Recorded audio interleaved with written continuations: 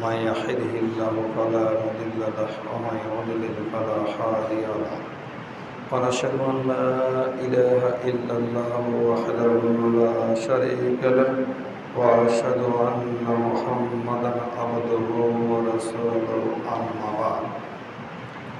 أما بعد فإن خير الحديث كتاب الله وخير الهدي هدي محمد صلى الله عليه وسلم وشر الأمور محدثاتها وكل محدثات بدعة وكل بدعة ضلالة وكل ضلالة في النار. وقد قال الله تعالى في كلامه المجيد والفرقان الحميد: أعوذ بالله من الشيطان الرجيم. بسم الله الرحمن الرحيم.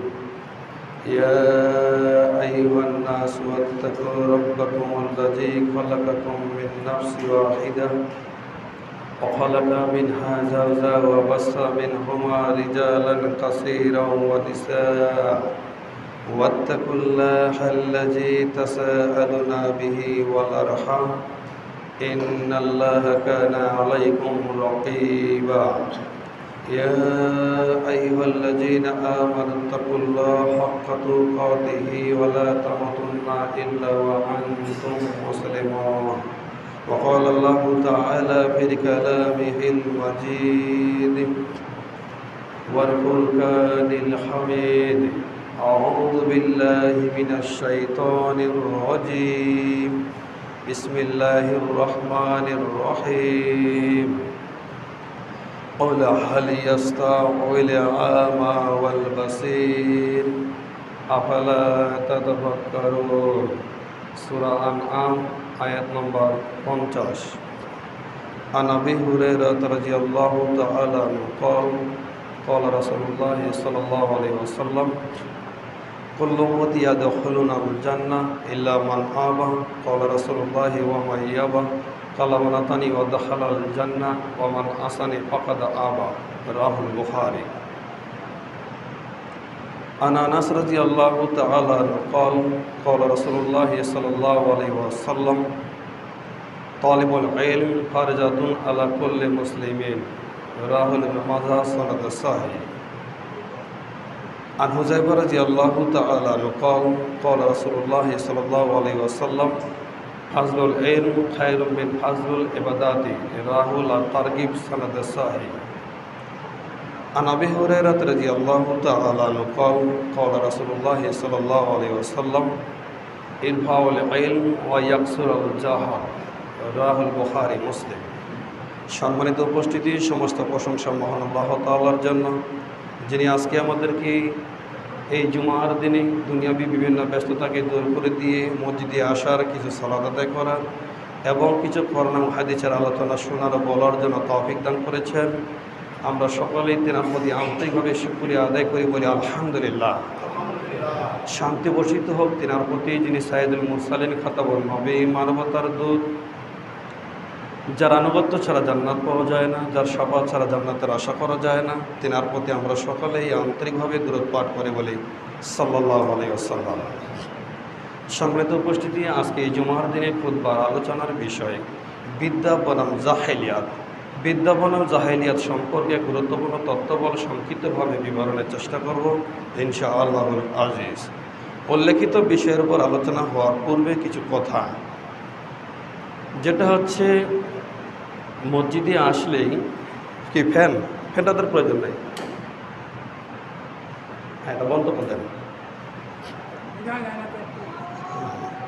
এই যে আমাদের যে জানালাগুলো আছে এগুলো একটু সাইড করে দেন, ওইটা জানালা এই জানালাটা, ওই কাজগুলো বন্ধ থাকার কারণে সানটা কম্পন হচ্ছে, হ্যাঁ ওইটা একটু পাশ করে দেন।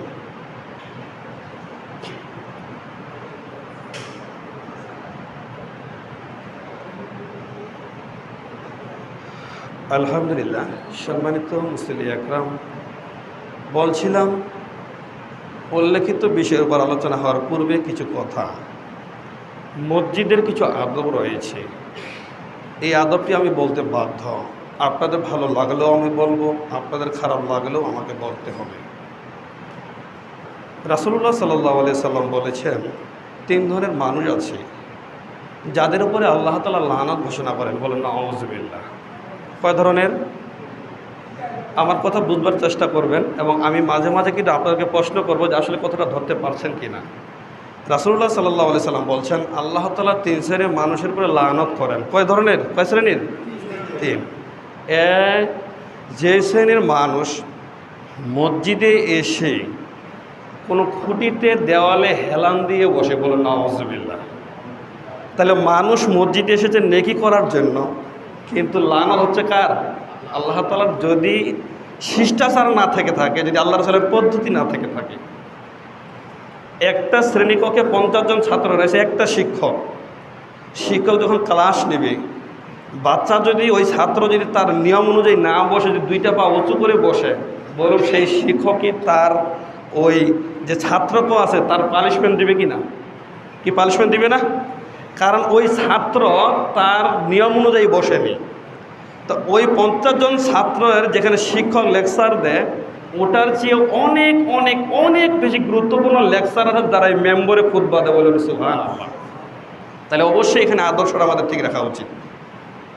2, যারা 4 জানু হয়ে বসে। 4 জানু মানে 2টা হাঁটু আপনি উপরে তুলেছেন, তারপর 2টা হাত ভিতরে ঢুকিয়ে দিয়ে এইভাবে বসে থাকে। আছে না আমাদের নাকি? এটাকে বলে 4 জানু। এইভাবে যারা বসে তাদের উপর আল্লাহ তাআলা লানত করেছেন।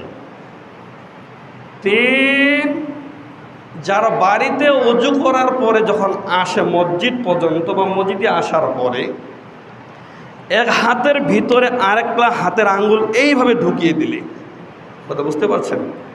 খেয়াল রাখবেন, এই 3টা যদি আপনার স্মরণ রাখে, আজকের জন্য খুতবা যথেষ্ট আমি মনে করি।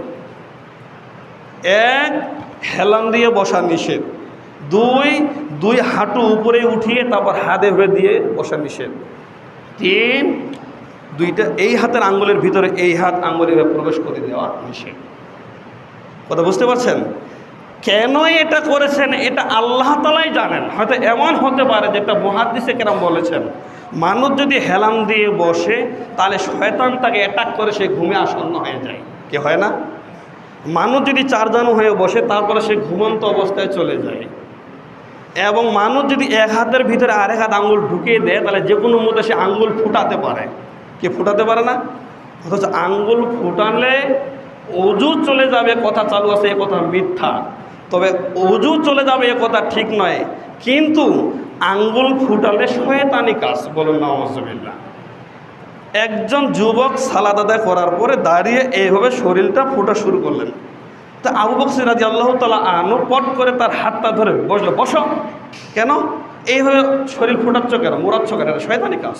বলুন নাউযুবিল্লাহ।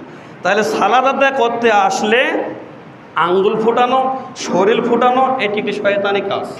আর যদি আপনি এইভাবে ঢুকিয়ে দেন, তাহলে শয়তানি কাজটা যে কোনো মতে আপনার হতে পারে। এটাও হতে পারে। আল্লাহ তাআলা আলাম। আল্লাহ তাআলা আমাদেরকে সঠিক বোঝার জন্য তৌফিক দান করুন। সকলে আল্লাহু আমিন। বলছিলাম শিক্ষা বিদ্যা বনাম জাহেলিয়াত। আমাদের সমাজে একটি কথা আমরা আগ থেকে শুনে আসছি যে শিক্ষায় জাতির মেরুদণ্ড। এখানে অনেক শিক্ষক মণ্ডলী থাকতে পারে, অনেক বয়োজ্যেষ্ঠ শিক্ষিত মানুষ থাকতে পারে। এটি একটি ভাব সম্প্রসারণ বটে, এটা আমরা আগ থেকে শুনে আসছি। আসলে এই কথাটা কতটুকু গুরুত্ব বা এটা কতটুকু সত্যায়িত, যেটা আমরা গবেষণা করে যেটা আমরা দেখেছি, এই শিক্ষা জাতির মেরুদণ্ড, এ কথা ঠিক। বলুন সুবহানাল্লাহ। কেন? কারণ একটি জাতি নির্ভর করে তার শিক্ষার উপরে, তার বিদ্যার উপরে। যেই এলাকায় যত শিক্ষার হার কম, যেই এলাকায় যত বিদ্যা কম, সেই জায়গায় তত জাহেলিয়াত বেশি, মূর্খতা বেশি। সাধারণত আপনি দেখতে পারবেন এই পৃথিবীর জমিনে বিভিন্ন জায়গায় এমন কিছু কিছু জায়গা রয়েছে যেখানে মারামারি, কাটাকাটি, হানাহানি, অন্যায়, অত্যাচার যত বেশি, সেখানে শিক্ষার হার তত কম। যেই জায়গায় শিক্ষার হার যত বেশি, সেই জায়গায় অন্যায়, অত্যাচার, জুলুম তত কম। তাহলে এ থেকে প্রমাণিত হয় বিদ্যা একটি গুরুত্বপূর্ণ বিষয়, শিক্ষা একটি গুরুত্বপূর্ণ বিষয়। একটা জাতি নির্ভর করে তার শিক্ষার উপরে। এই জন্য একটা জাতির মেরুদণ্ড হচ্ছে তার শিক্ষা, তার বিদ্যা। যেমন একটা মানুষ যতই তোর হাত ঠিক থাকুক, পা ঠিক থাকুক না কেন, কিন্তু মেরুদণ্ড যেটা রয়েছে এটা যদি ঠিক না থেকে থাকে, এই মানুষটা দাঁড়িয়ে থাকতে পারবে না। এই মানুষটাকে দাঁড়িয়ে থাকার জন্য যেমন মেরুদণ্ডের প্রয়োজন, একটা জাতিকে সমাজে প্রতিষ্ঠিত হতে গেলে তার শিক্ষার প্রয়োজন। যদি শিক্ষা না থেকে থাকে তাহলে সেই জাতি ঠিকমতো দাঁড়িয়ে থাকতে পারে না। বলছিলাম বিদ্যা বনাম জাহেলিয়াত। আচ্ছা, এখানে কিন্তু আপনাদের খুতবা আসলে অনেক দেরিতে শুরু হয়, যেটা সাধারণত অনেক বিভিন্ন মসজিদে 20-এ শুরু হয়, 30-এ শুরু হয়। তো শেষ কয়টার দিকে স্যার? 20-এ। তো আজকে 5-10 মিনিট বাড়তে কোনো আপত্তি আছে আপনাদের? নাই। জাযাকাল্লাহু খায়রান। বলছিলাম আল্লাহ তাআলা আমাদেরকে একটি শ্রেষ্ঠ গ্রন্থ দিয়েছেন, যার নাম হচ্ছে কুরআনুল কারীম। এই গ্রন্থতে আল্লাহ তাআলা 114টি সূরা দিয়েছেন। তাহলে 114টি সূরার মধ্যে আয়াতের সংখ্যা কতগুলো বলুন তো? বলতে পারবেন এনিবডি? আয়াত কতগুলো? জি, 6666। আজকে আমি এই দাঁড়িয়ে এখানে বললাম এ কথা মিথ্যা। আপনি ছোট থেকে শুনে এসেছেন 6666টি আয়াত। এইটুকু অন্তত মনে করেন যে পৃথিবীর মধ্যে সর্বশ্রেষ্ঠ গ্রন্থ যা মুসলমানদের উপরে নাজিল করা হয়েছে, এই গ্রন্থের কারণে আমাদের নবী শ্রেষ্ঠত্ব লাভ করেছেন। এই গ্রন্থের কারণে আমরা শ্রেষ্ঠত্ব উম্মত হিসেবে আমরা প্রেরিত হয়েছি। এই গ্রন্থের কারণে সবচেয়ে আমাদের জান্নাতের সংখ্যা বেশি হবে, বলেন সুবহানাল্লাহ। তো সেই গ্রন্থতে, সেই কিতাবে কতগুলো আয়াত আছে এটি আজ পর্যন্ত আমরা জানি না। শুনে আসছি ক্লাস 5-এ 4-এ পড়েছি যে 6666টি আয়াত, একবারে সম্পূর্ণ 6 করে একবার ফিগার করে দিছে। আজকে কোরআন মাজিদ আছে না মসজিদে? যদি আমার কথা মিথ্যা হয়ে থাকে গণনা করবেন। একটা একটা গণনা করার কোনো প্রয়োজন নেই। সূরা ফাতিহা 7টা আয়াত, সূরা বাকারা 286টা আয়াত, এইভাবে যদি গণনা করেন তাও মেশিনে তাড়াতাড়ি গণনা করা হয়ে যাবে। আমি বললাম 6236টি আয়াত। কয়টি? 6236টি আয়াত। তাইলে প্রায় 400 আয়াতের কম বেশি মানুষের ভিতরে ঢুকে আছে। যারা শিয়া জাতি, যারা সম্প্রদায় রয়েছে, শিয়া সম্প্রদায়, তারা যেমন মনে করে যে কোরআন মাজিদ 30 পারা নয়, কোরআন মাজিদ 90 পারা। বলেন নাউযুবিল্লাহ। বর্তমান আলহামদুলিল্লাহ ইসলামী ফাউন্ডেশন থেকে যে কুরআনুল কারীম যেটা ছাপানো হয়েছে, সেখানেও তারা প্রথমে লিখে দিয়েছেন যে কোরআনুল কারীমের আয়াত সংখ্যা 6236টি। ক্রমান্বয়ে 6240টি হতে পারে, 4টা-5টা আয়াতের কম বেশি হতে পারে, কিন্তু প্রায় 400 আয়াতের কম বেশি হলে মানা যাবে? কিন্তু আপনি তো বলেন 6666টি না। তাহলে আজকে এই নতুন জিনিস শিখলেন, এটা তো আমি মনে করি যথেষ্ট আপনাদের জন্য। না নতুন লাগতেছে হুজুর আজকে কী কথা শোনাচ্ছে, এটি আপনাকে জানতে হবে। যেটা আপনি জানেন না সেটি আপনাকে জানার আগ্রহ করতে হবে। 6200 কথা বলেন, 6236টি, 6236টি। ওয়াল্লাহি আল্লাহর কসম করে বলছি, তাহলে কিতাবের মধ্য থেকে মুসলমানদের মধ্যে এটা যদি ভুল থেকে থাকে, তাহলে অনেক আমাদের আমল চালু থাকতে পারে না? থাকতেই পারে। কেউ আজ পর্যন্ত গণনা করলো না, দেখি তো কয়টি আয়াত আছে। শুধু একজনের দেখে আরেকজন শুধু এমনি বলে, কিন্তু বললেই প্রমাণ থাকতে হবে। না বলে প্রমাণ করে যদি আপনি না জেনেই বলেন, তাহলে তার জন্য রয়েছে ভয়াবহ শাস্তি, যারা রাসূল উল্লেখ করেছেন। আল্লাহ তাআলা বলেন, এই 114টি সূরার মধ্যে একটি সূরার নাম সূরা আনআম। এখানে 50 নম্বর আয়াত আল্লাহ তাআলা বলছেন, কুল, হে নবী আপনি বলুন, হাল ইয়াস্তাউল আমা ওয়াল বাসির, সমান হয় কি চক্ষুওয়ালা মানুষ আর অন্ধ মানুষ? হে নবী আপনি বলুন, হাল ইয়াস্তাউল, সমান হয় কি আমা ওয়াল বাসির, চক্ষুওয়ালা মানুষ আর অন্ধ মানুষ? চক্ষুওয়ালা মানুষ আর অন্ধ মানুষ যেরকম সমান হতে পারে না, ঠিক শিক্ষিত মানুষ আর অশিক্ষিত মানুষ এরকম সমান হতে পারে না। বলুন সুবহানাল্লাহ। আল্লাহ তাআলা উদাহরণ দিচ্ছেন, হে নবী আপনি বলুন, একজন অন্ধ ব্যক্তি আর একজন চোখে দেখা ব্যক্তি যেরকম সমান নয়, ঠিক শিক্ষিত ব্যক্তি আর অশিক্ষিত ব্যক্তি সেরকম সমান নয়। বলেন সুবহানাল্লাহ। তাহলে এই যারা চক্ষুওয়ালা ব্যক্তি তাদেরকে আল্লাহ তাআলা বলছেন শিক্ষিত, আর যারা অন্ধ ব্যক্তি তাদেরকে বলছেন আল্লাহ অশিক্ষিত। কেন? এটার উদাহরণ আল্লাহ তাআলা দিলেন। আল্লাহ তাআলা পৃথিবীতে অনেক সৃষ্টি রেখেছেন, নিয়ামত রেখেছেন আমাদের জন্য। একজন অন্ধকেও আল্লাহ তাআলা সৃষ্টি করেছেন, একজন চোখওয়ালা ব্যক্তিকেও আল্লাহই সৃষ্টি করেছেন। তা উদাহরণটা কেন দিলেন? এই জন্য দিলেন, ধরুন একজন অন্ধ ব্যক্তি বাড়ি থেকে বের হয়েছে আসরের সালাতের জন্য, আজান শুনতে পেয়েছে বাড়ি থেকে, তা সে চোখে দেখতে পায় না। তখন দেখা গেছে ওই আস্তে আস্তেই রাস্তায় একটি গোখরা সাপ তাকে দংশন করার জন্য দাঁড়িয়ে গেছে। তো এই ব্যক্তি তো চোখে দেখতে পারে না, তাহলে এই ব্যক্তি কি সেই সাপ থেকে নিজেকে রক্ষা করার জন্য চেষ্টা করতে পারবে? হ্যাঁ, পারবে না, কারণ সে তো দেখতে পায়নি যে সামনে তার গোখরা সাপ এসেছে নাকি সেই হিংস্র প্রাণী বাঘ এসেছে, সে তো বুঝতে পারেনি। এই জন্য সে নিজেকে বাঁচানোর চেষ্টা করতে পারে না, কারণ সে হচ্ছে অন্ধ।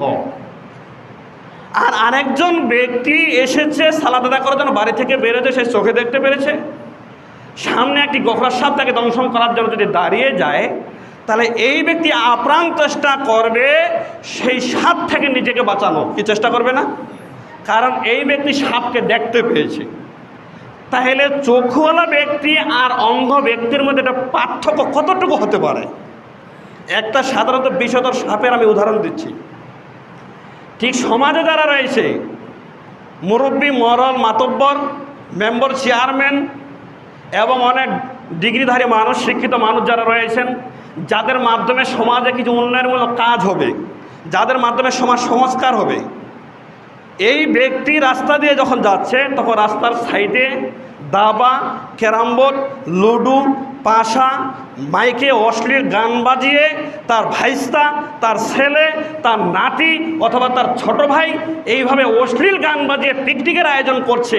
কিন্তু এই শিক্ষিত ব্যক্তি রাস্তা দিয়ে চলে যাচ্ছে, সে কিছুই বলে না, বলছে বলা যাবে না। কি আছে না সমাজে?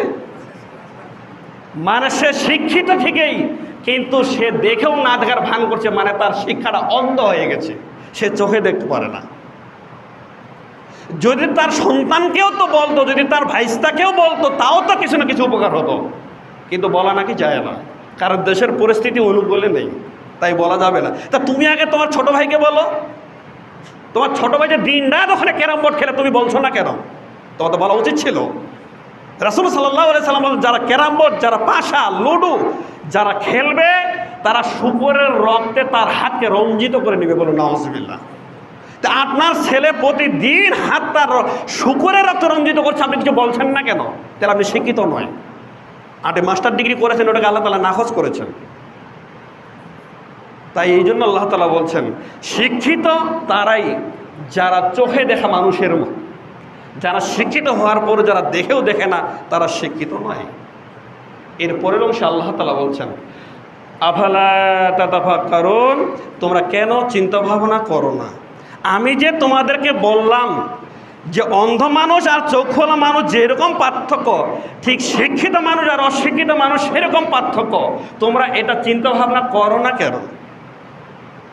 তোমাকে যে আমি একটা বিবেক দিয়েছি, যে বিবেকের মাধ্যমে তুমি অন্যের মরিচটার চেয়ে তোমার মরিচটা কীভাবে ফলনশীল বেশি হতে পারে, এই চিন্তা তুমি করতে পারো। তোমাকে যে আমি একটা বিবেক দিয়েছি, যে বিবেকের মাধ্যমে তোমার টিন শেড বাড়ি থেকে তুমি কী করে বিল্ডিং বাড়ি বানাতে পারো, এই চিন্তা তুমি করতে পারো। তোমাকে যে আমি একটা বিবেক দিয়েছি, যে বিবেকের মাধ্যমে যখন তুমি তোমার মেয়েকে বিবাহ দিবে, তখন তুমি তোমার স্ত্রীর সাথে ঠিকই পরামর্শ করো যে ছেলের কর্মটা কি রয়েছে, এই চিন্তা তুমি করতে পারো। কিন্তু কেন তুমি চিন্তা ভাবনা করলে না যে আমি যে তোমাকে বললাম যে শিক্ষিত মানে অশিক্ষিত মানে সমান হতে পারে না, এই চিন্তা করলে না কেন? এটা তোমার চিন্তা করা উচিত ছিল। প্রতি ক্ষেত্রেই তোমার চিন্তা রয়েছে, ছেলে কি করে মেয়েকে জামাই করতে হবে তাই চিন্তা করো, তুমি কী কর্ম রয়েছে, কিন্তু এই চিন্তা করলেন না কেন যে ছেলে সালাত আদায় করে কিনা? এই চিন্তা করলেন না কেন যে ছেলের মুখে দাঁড়িয়ে আছে কিনা? তাই তো আমি বলে থাকি যে প্রত্যেকটি মেয়ের গার্ডিয়ান যদি দাড়ি ছাড়া তার মেয়েকে বিবাহ না দিয়ে থাকে, তাহলে প্রত্যেকটি মুসলিম যুবক দাড়ি রাখতে বাধ্য, ইনশাল্লাহ রাখবেই রাখবে। কিন্তু আমরা অভিভাবক এখন পর্যন্ত সেই দূরে পৌঁছাতে পারিনি। আল্লাহ নবী বলছেন, আকুসাওয়া রিবা ওয়া ফুল্লুহা, তোমরা দাড়িকে ছেড়ে দাও, গপকে খাটো করো। আদেশ করছেন দাড়ি রাখা ওয়াজিব, দাড়ি রাখা ফরজ, দাড়ি রাখা ওয়াজিব, দাড়ি রাখা ফরজ। যারা বলেছে দাড়ি রাখা সুন্নাত, তারা ভুল বলেছে। কারণ যেখানে আল্লাহ রাসূলের আদেশ থাকে সেটাকে ওয়াজিব বলা হয়। তা আল্লাহর নবী বলছেন আবু সাওয়ার রিবা ওয়া ফুল্লুহা, তোমরা দাড়িকে ছেড়ে দাও, গপকে খাটো করো, এটা কি আদেশ করেন নাই? যারা দিনরাত দাড়ি ছেঁচে, যারা দাড়িকে কাটেন, কর্তন করে, তারা দিনরাত কবিরা গুনাহ করে, বলে নাউজুবিল্লাহ। তাই বলছিলাম আজকে ছোট্ট তারা আপনাকে বোঝাতে চাচ্ছিলাম, অন্তত আপনি এই দাড়ি কাটাকে ছেড়ে দেওয়ার জন্য চেষ্টা করুন। বলছিলাম আল্লাহ তাআলা বলছেন আফালা তাতাফাক্কারুন, তোমরা কেন চিন্তা ভাবনা করো না? আল্লাহ তাআলা আবারও পবিত্র কোরআন মাজিদের সূরা ফাতিরে 19 থেকে 22 নম্বরে আল্লাহ তাআলা 4টি জলজ্যান্ত আল্লাহ তাআলা উদাহরণ দিয়েছেন শিক্ষিত আর অশিক্ষিত মানুষের জন্য। কয়টি বলুন তো? 4টি। এক, ওয়ামা ইয়াস্তাউল আমা ওয়াল বাসির, চক্ষুওয়ালা মানুষ আর অন্ধ মানুষ পার্থক্য যেরকম, শিক্ষিত মানুষ আর অশিক্ষিত মানুষের পার্থক্য সেরকম। 2, ওয়ালা যুলুমাতু ওয়ালান নূর, অন্ধকার আর আলো পার্থক্য যেরকম, শিক্ষিত মানুষ আর অশিক্ষিত মানুষের পার্থক্য সেরকম। 3, ওয়ালা জিল্লু ওয়ালাল হারুর, রৌদ্র এবং ছায়ার মধ্যে পার্থক্য যেরকম, শিক্ষিত আর অশিক্ষিতের মধ্যে পার্থক্য সেরকম। 4 নম্বরে বলছেন ওয়ামা ইয়াস্তাউল হাইয়া ওয়ালাল আমওয়াত, মৃত ব্যক্তি এবং জীবিত ব্যক্তির মধ্যে পার্থক্য যেরকম, শিক্ষিত আর অশিক্ষিতের মধ্যে পার্থক্য সেরকম। কয়টি হলো? 1, চক্ষুওয়ালা ব্যক্তি আর অন্ধ ব্যক্তি যেরকম পার্থক্য, শিক্ষিত ব্যক্তি আর অশিক্ষিতের মধ্যে সেরকম পার্থক্য। 2, ওয়ালা যুলুমাত ওয়ালা নূর, অন্ধকার এবং আলো যেরকম পার্থক্য, ঠিক শিক্ষিত আর অশিক্ষিত সেরকম পার্থক্য। কেন আল্লাহ তাআলা অন্ধকার এবং আলোর কথা বলছেন? আপনি আজও বুঝতে পারেননি যে আলো এবং অন্ধকারের মূল্য পার্থক্য কতটুকু। দিনের বেলা রৌদ্রের জন্য, সূর্যের তাপের কারণে আমরা ছায়া অন্ধকার বুঝতে পারি না। রাতের বেলা এখন তো আলহামদুলিল্লাহ বিভিন্ন জায়গায় কারেন্টের ব্যবস্থা হয়েছে, আপনার মনে পড়ে না যে আসলে অন্ধকার কাহাকে বলে। তাও ঘরে যখন ঘুমাচ্ছেন তার ডিম লাইট জুড়ে দিয়ে ঘুমাচ্ছেন। এমনিটা কিন্তু হাদিসে উল্লেখ করা হয় যে যখন তোমরা ঘুমাবে তখন বাতিকে বন্ধ করে ঘুমাও, এটি সুন্নত। ডিম লাইট বন্ধ করে ঘুমানোর জন্য চেষ্টা করবেন, ডিম লাইট জুড়ে রাখার প্রয়োজন নেই। তা বলছিলাম মানুষ সেদিন বুঝতে পারবে অন্ধকার কাকে বলে যেদিন মানুষ কবরে যাবে, সেদিন মানুষ বুঝতে পারবে অন্ধকার কাহাকে বলে। আল্লাহ তুমি আমাদেরকে কবর থেকে হেফাজত করো, আল্লাহু আমিন। 3 নম্বরে আল্লাহ তাআলা বলছেন ওয়ালা জিল্লু ওয়ালাল হারুর, রৌদ্র এবং ছায়া পার্থক্য যেরকম, শিক্ষিত আর অশিক্ষিতের মধ্যে পার্থক্য সেরকম। কেন আল্লাহ তাআলা রৌদ্র এবং ছায়ার উদাহরণ দিলেন? আপনিও এখনো বুঝতে পারেননি, কিন্তু মানুষ সেদিন বুঝতে পারবে ছায়ার কি মূল্য। হয়তো এখন আপনি রৌদ্রে পরিশ্রম করছেন 2 ঘন্টা, কিছুক্ষণ পরে বুঝতে পারছেন ছায়ার প্রয়োজন রয়েছে, কিন্তু এর চেয়ে আরও জটিলতা রয়েছে। যেই জটিলতা আপনার ছায়ার প্রয়োজন হবে, যেদিন বিচারের মাঠ হবে সেদিন মানুষ বুঝতে পারবে ছায়ার কি মূল্য। বিশ্বাস করুন, যেদিন সূর্য 1 মাইল নিচে নেমে আসবে সেদিন মানুষ বুঝতে পারবে ছায়ার কি মূল্য। সেই দিন আল্লাহ তাআলার আরশের ছায়া ব্যতীত আর কোনো ছায়া থাকবে না। একমাত্র যারা তাকওয়াশীল পরেজগার ব্যক্তি তারাই সেই ছায়ার মধ্যে অন্তর্ভুক্ত হতে পারবে, কিন্তু সেদিন মানুষ বুঝতে পারবে তার ছায়ার কি প্রয়োজন। এই জন্য আল্লাহ তাআলা বলছেন ওয়ালা জিল্লু ওয়ালাল হারুর, রৌদ্র এবং ছায়া পার্থক্য যেরকম, শিক্ষিত আর অশিক্ষিতের মধ্যে পার্থক্য সেরকম। 4, ওয়ামা ইয়াস্তাউল হাইয়া ওয়াল আমওয়াত, মৃত ব্যক্তি এবং জীবিত ব্যক্তির মধ্যে পার্থক্য যেরকম, শিক্ষিত আর অশিক্ষিতের মধ্যে পার্থক্য সেরকম। এটা বন্ধ করতেন। মৃত ব্যক্তি এবং জীবিত ব্যক্তির মধ্যে পার্থক্য যেরকম, শিক্ষিত আর অশিক্ষিতের মধ্যে পার্থক্য সেরকম। আপনাদের এই এলাকায় আব্দুল্লাহ ভাই মারা গিয়েছেন, 4টার দিকে জানাজা মাঠে নিয়ে গেছেন, ও এখন মৃত ব্যক্তি হয়ে গেছে। বিশ্বাস করুন, মারা যাওয়ার পূর্বে মানুষ বলতেছিল আব্দুল্লাহ ভাই কোথায় গেছে, আব্দুল্লাহ ভাইকে একটু ডাক দেন তো। মারা যাওয়ার পরেই আব্দুল্লাহ আপনি মুছে গিয়ে বলছেন লাশটা এখন কোথায় আছে, লাশটাকে নিয়ে আসেন তো। কি নাম পরিবর্তন হয় নাই? দুনিয়াতে রয়েছে, কিন্তু তখন আর কেউ তাকে আব্দুল্লাহ বলে সম্বোধন করে না, বরং বলা হচ্ছে 4টার দিকে জানাজা, ওই লাশটাকে নিয়ে আসতে হবে। কি বলে না? আমি বোঝাতে চাচ্ছিলাম ওই আবদুল্লাহ ভাইয়ের লাশ ওই মাঠে রাখা হয়েছে, 4টার দিকে জানাজা করার কথা, কিন্তু অনেক পাওনাদার দাঁড়িয়েছে, জানাজা করতে দেয় না, সালাদ আদায় করতে দেয় না, মাটি দিতে দেয় না। তারপর সারাদিন চলে গেল, জানাজা সালাদ আদায় করা হয়নি, দিন কা দিন চলে গেল, সপ্তাহ কা সপ্তাহ চলে গেল, মাস কা মাস চলে গেল, বছর কা বছর চলে গেল, যুগ কা যুগ চলে গেল, কিন্তু ওই লাশ ওখানেই পড়ে থাকবে। ওই লাশের ক্ষমতা হবে যে পায়ে হেঁটে একটু বাড়িতে আসতে পারবে? কি পারবে? কারণ ওটা মৃত হয়েছে, ওটার আর কোনো চারানা মূল্য নেই, ওর ক্ষমতা নেই যে যুগ কা যুগ যদি মাঠে পড়ে থাকে সেখান থেকে একটু পায়ে হেঁটে বাড়িতে আসবে। কি আসতে পারবে? পারবে না, কারণ ওর দ্বারা আর কোনো কিছু আশা করা যায় না। কিন্তু বারোয়ালে করে যে মানুষ খবরে গিয়ে অনেক কিছু চায় না, চায় কি না? যার নিজেরও কোনো হাটে বাড়িতে আসার হেঁটে বাড়িতে কোনো ক্ষমতা নেই, কিন্তু এক শ্রেণীর মানুষ তারপরে খবরে গিয়ে কিছু চায় তো না। আউযুবিল্লাহ।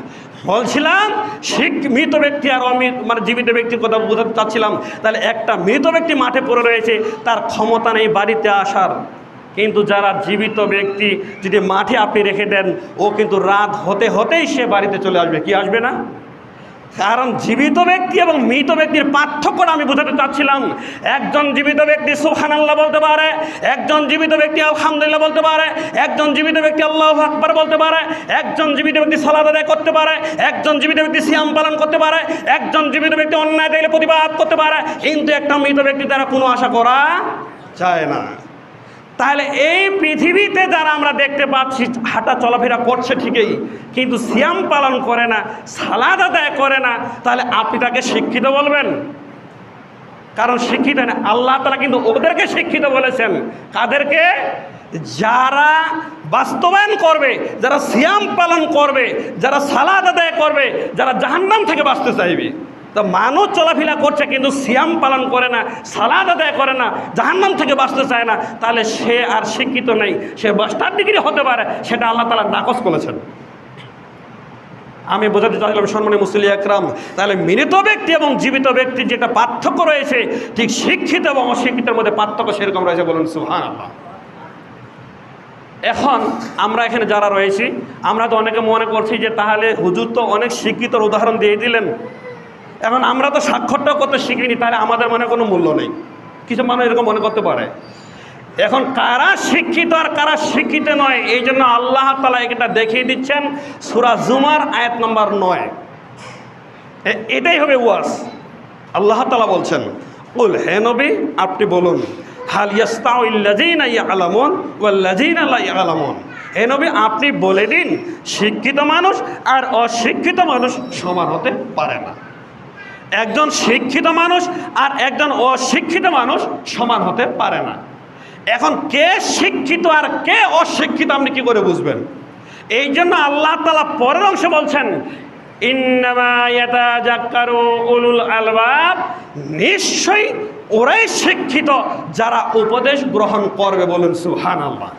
তাহলে একজন মানুষ ডক্টরেট করেছে, কিন্তু যদি উপদেশ গ্রহণ না করে থাকে তাহলে সে শিক্ষিত নয়। আর একজন মানুষ স্বাক্ষরটাও করতে শিখেনি, কিন্তু সে যদি উপদেশ গ্রহণ করে তাহলে সেই শিক্ষিত, যা আল্লাহ তাআলা বলছেন সুবহানাল্লাহ। তাহলে বুঝতে পেরেছেন তাহলে শিক্ষিত কাকে বলে? এতক্ষণ আমি আপনাকে ওটাই বোঝাতে যাচ্ছিলাম। পুরো একজন হাফেজ কোরআন মাজিদ মুখস্থ করেছেন, একজন হাফেজ 114টি সূরা মুখস্থ করেছেন, অন্তরে রেখে দিয়েছেন, কিন্তু সে যদি উপদেশ গ্রহণ না করে থাকে তাহলে তাকে আপনি শিক্ষিত বলবেন? কি কথা বুঝতে পারেননি মনে হয়? হাফেজ সমাজের কিন্তু অনেক হাফেজ রয়েছে, তারা ঠিকমতো সালাত আদায় করে না। কি আছে না সমাজে? তাহলে তাকে আপনি শিক্ষিত বলবেন? উপদেশ কাকে বলে? উপদেশটি ওইটি যেটা আল্লাহ তাআলা উপদেশ দিয়েছেন সেটা গ্রহণ করবে, সেটার নামে তো হচ্ছে উপদেশ গ্রহণ করা। তো আল্লাহ তাআলা বলছেন সালাত আদায় করতে, আর হাফেজ সাহেব সালাত আদায় করে না, তাহলে আপনি শিক্ষিত তাকে বলবেন? শিক্ষিত নয়। আর একজন ব্যক্তি শুধু সূরা ফাতিহা শিখেছেন, কিন্তু সেও জানে যে আমাকে 5 ওয়াক্ত সালাত আদায় করতে হবে, তাহলে সেই হতে শিক্ষিত। বলুন সুবহানাল্লাহ। বলছিলাম আমরা 7 বছর থেকে ওয়াজ মাহফিল বিভিন্ন খুতবার আয়োজনে শুনে আসছি যে সুদ খাওয়া হারাম, সুদ দেওয়া হারাম। এই উপদেশ আমরা শুনতেছি প্রায় 7 বছর বয়স থেকে। হানাফি বলুন, হাম্বলি বলুন, শাফি বলুন, মালিকি বলুন, আহলুল হাদিস বলুন, সমস্ত বিদ্বান একমত পোষণ করেছেন যে কি, যে সুদ দেওয়া হারাম, সুদ নেওয়া হারাম। এটা সকলে জানা আছে কিনা? বলতে বলতে এমনকি আল্লাহ তাআলা ঘোষণা দিচ্ছেন পবিত্র কোরআন মাজিদ থেকে সূরা বাকারা সূরা নম্বর 2 আয়াত নম্বর 279।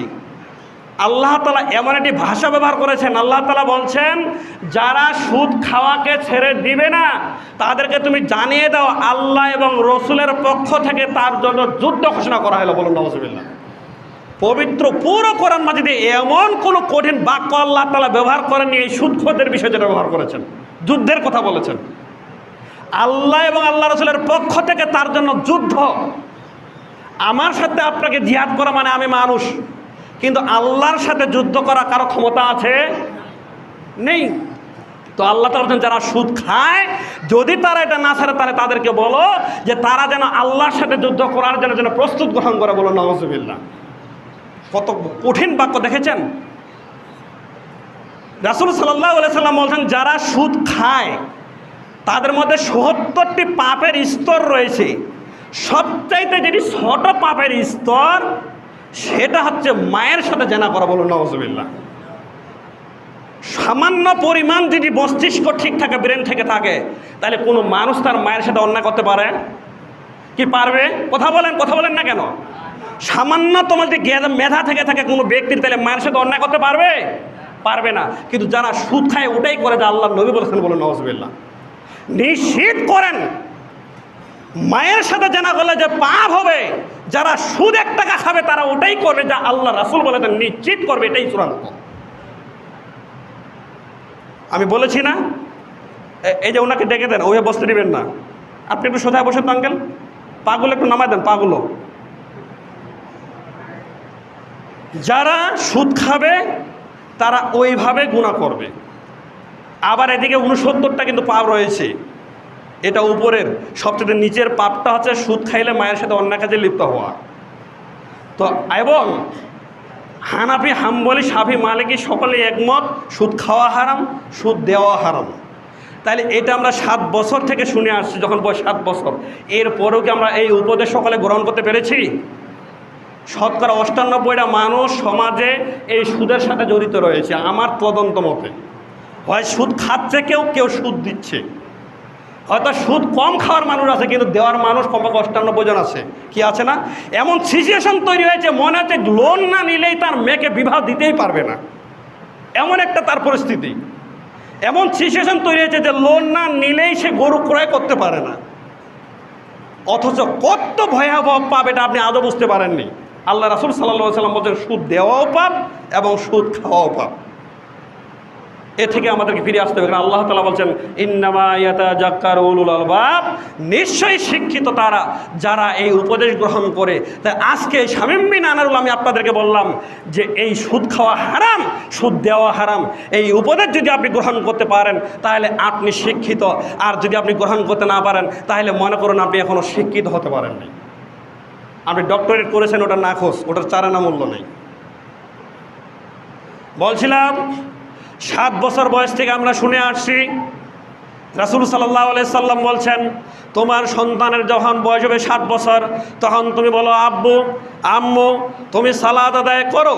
যদি সেই সালাত আদায় না করে থাকে, যখন তার বয়স হবে 10 বছর, তারপর যদি সালাত আদায় না করে থাকে তাহলে তুমি তাকে বেত্রাঘাত করো, যে বেত্রাঘাত করেই বলতে হবে যে তুমি সালাত আদায় করো।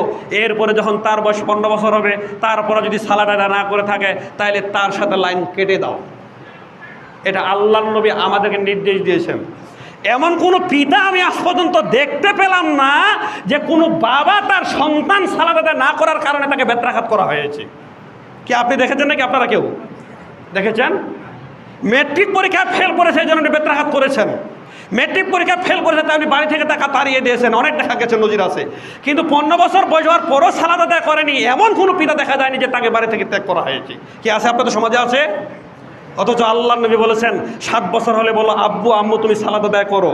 10 বছর হয়ে যায় তারপরও করে না, তাহলে তাকে বেত্রাঘাত করে সালাত আদায় করার জন্য চেষ্টা করো। তারপরে যদি সালাত আদায় না করে তাকে 15 বছর বয়স হলে তাকে বাড়ি থেকে ত্যাগ করো। কেউ পরোয়া করে না। তাহলে সালাত একটি গুরুত্বপূর্ণ ইবাদত। এরপর আমরা কয়জনে সালাত আদায় করি আপনারা বলুন?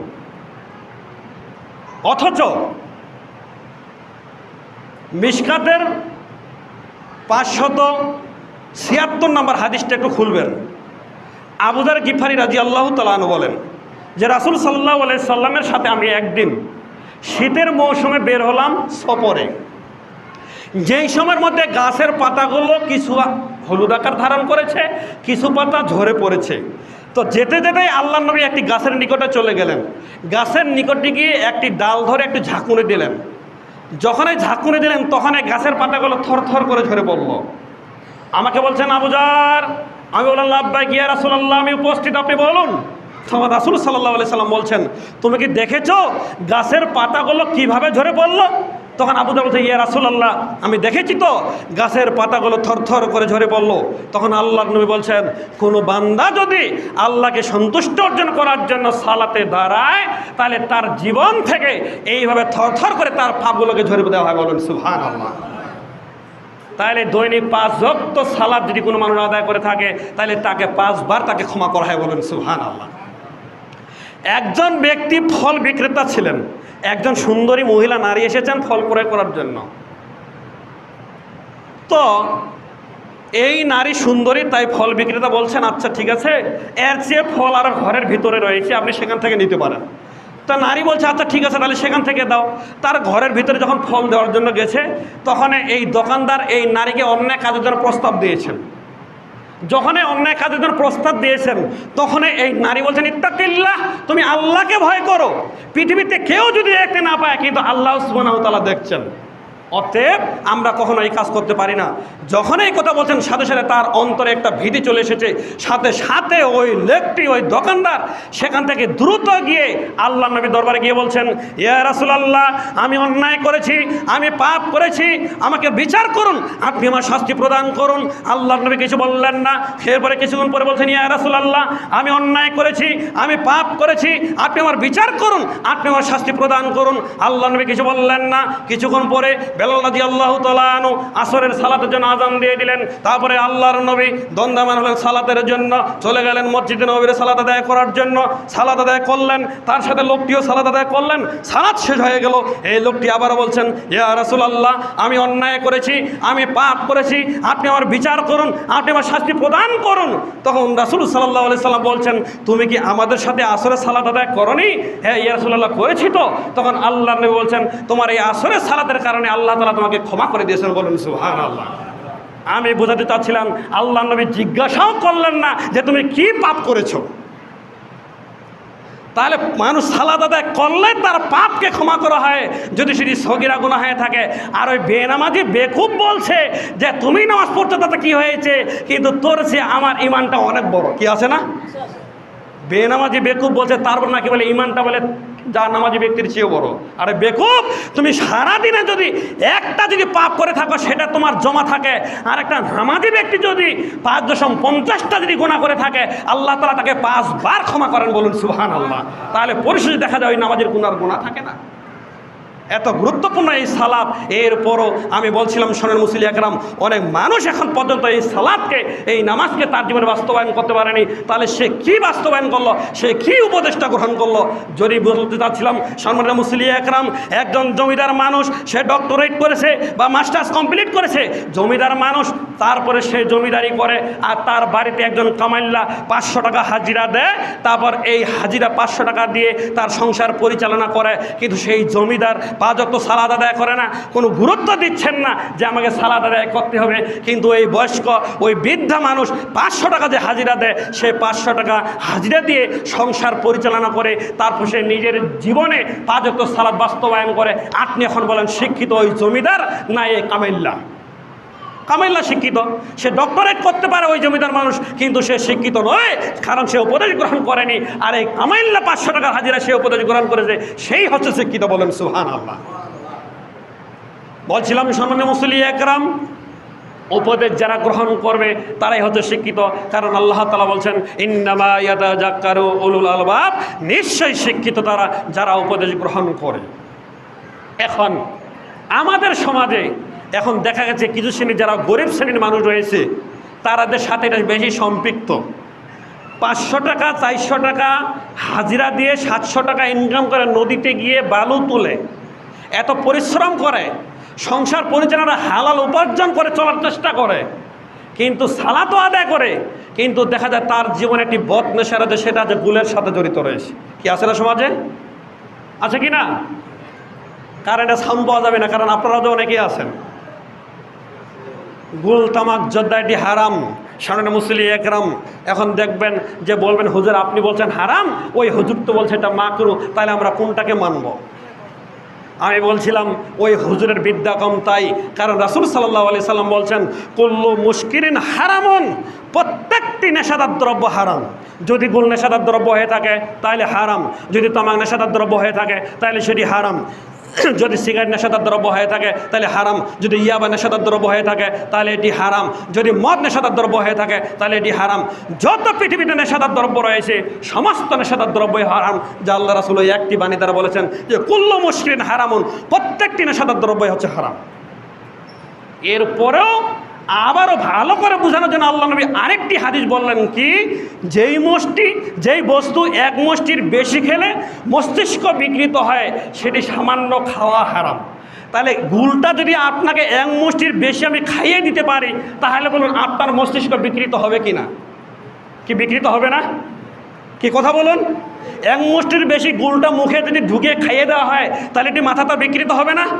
তাহলে সামান্য খাওয়া হারাম। এক মুষ্টির বেশি জর্দা যদি খাইয়ে দেওয়া হয় তাহলে তার মস্তিষ্ক বিকৃত হবে কি না? তাহলে সামান্য খাওয়া হারাম।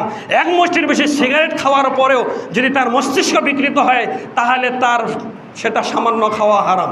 সামনে মুসলি একরাম ওই হাদিসে আল্লাহ নবী বলছেন যে এক মুষ্টির বেশি যে বস্তু খেলে মস্তিষ্ক বিকৃত হয় সেটা সামান্য খাওয়া হারাম। তাহলে যেটা বুঝতে চাচ্ছিলাম সামনে মুসলি একরাম, তামাক, জর্দা, গুল, বিড়ি, সিগারেট যত কিছু রয়েছে এরকম নেশাদার দ্রব্য, এগুলো থেকে বিরত থাকার চেষ্টা করবেন। রাসূল সাল্লাল্লাহু আলাইহি সাল্লাম বলছেন যে ব্যক্তি একবার নেশাদার দ্রব্য পান করবে তার আল্লাহ তাআলা 40 দিন তার সালাতকে কবুল করবে না। বলুন নাউযুবিল্লাহ।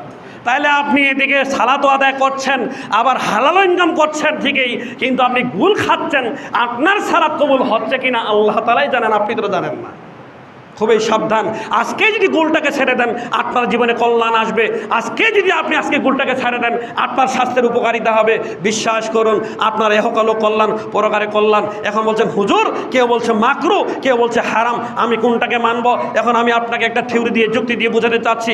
আপনি চলে গেছেন ওই পাথারে, ওই কান্দরে চলে গেছেন মাছ মারার জন্য, একটা গর্ত রয়েছে, সেখানে মাছ মারা প্রায় শেষের দিক। তারপরে দেখা গেছে ওই সাইডে, মানে গর্তের সাইডে একটি, মানে খালের সাইডে একটি গর্ত রয়েছে, সেখানে একটি শব্দ পাইলেন। যখন শব্দ পাইলেন আপনি মনে করছেন নিশ্চয়ই তাহলে ওই গর্তে কই মাছ নাহলে মাগুর মাছ রয়েছে, তাই আপনি ওটাকে ধরার জন্য আপনি গর্তে হাতটা দিতে গেছেন।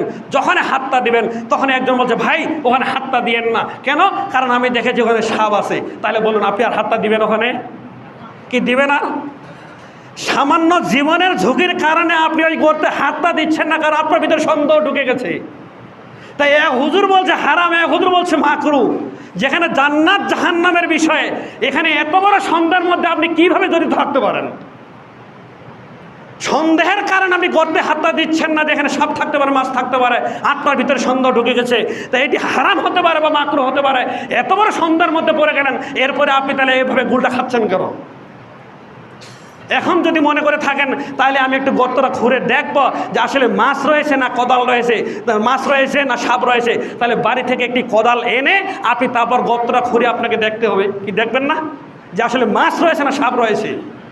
তাহলে যদি আপনি দেখতে চান যে আসলে গুল তামাক জর্দা হারাম না হালাল, যদি দেখতে চান তাহলে আপনাকে বই পুস্তক করতে হবে। তা বই পুস্তকও তো আপনি পড়েন না, তাহলে আপনি কোদাল দিয়ে খুঁড়েও দেখবেন না, আর আপনি চুপ করে থাকবেন। এদিকে তাহলে বই পুস্তকও পড়বেন না, আর আপনি বলবেন যে এটা খাওয়া যাবে, তাহলে এটা কি ঠিক হবে? কখনো ঠিক হবে না। শোনেন মুসলি আকরাম, আল্লাহ রাসূল সাল্লাল্লাহু আলাইহি সাল্লাম এই জন্য একটি হাদিসে বলেন, কি বলছেন?